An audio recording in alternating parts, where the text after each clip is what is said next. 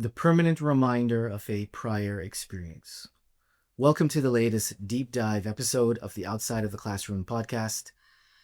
A recent Harvard Business Review article pointed to what I would describe as the commoditization of expertise, all thanks to AI.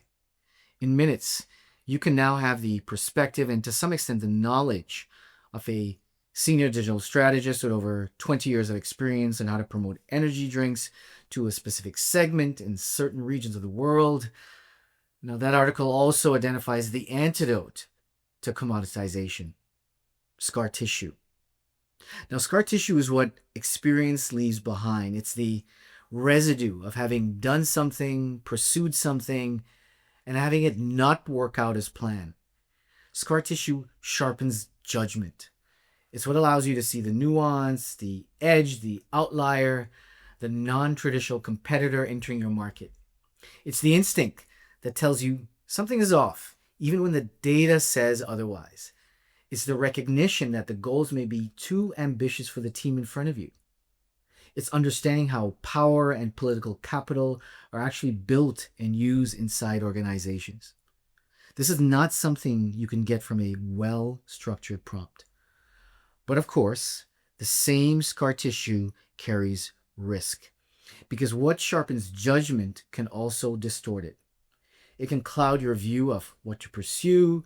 It can lead you to underestimate an organization's ability to support change or overestimate leadership's ability to lead it. Scar tissue is what academic literature would call behavioral and cognitive baggage, and it's difficult and can even be sometimes impossible to shed. So, how do you work with it? How do you leverage the benefits while balancing these risks? The first step is acknowledgement. This is recognizing that the risks or the biases of past experiences exist within you. Then comes acceptance.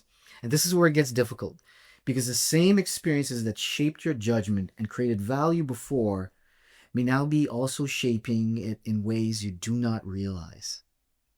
Once acceptance is achieved, the focus shifts.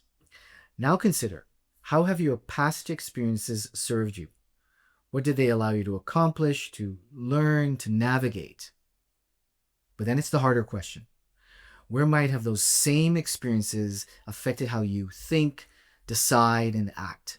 What were the opportunity costs, the trade-offs, the collateral damage?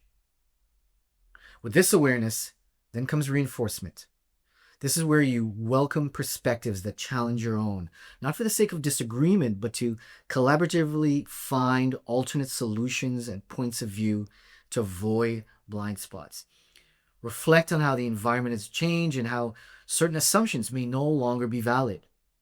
Take the time to understand context, to peel back the layers, to anticipate reactions, to see around the corner. Pause before making decisions, for those decisions that matter. The goal is not to remove scar tissue. It is to ensure it informs your judgment without narrowing it. Because on its own, it can reduce your field of vision to a very small room with a very limited set of options. Thank you for listening.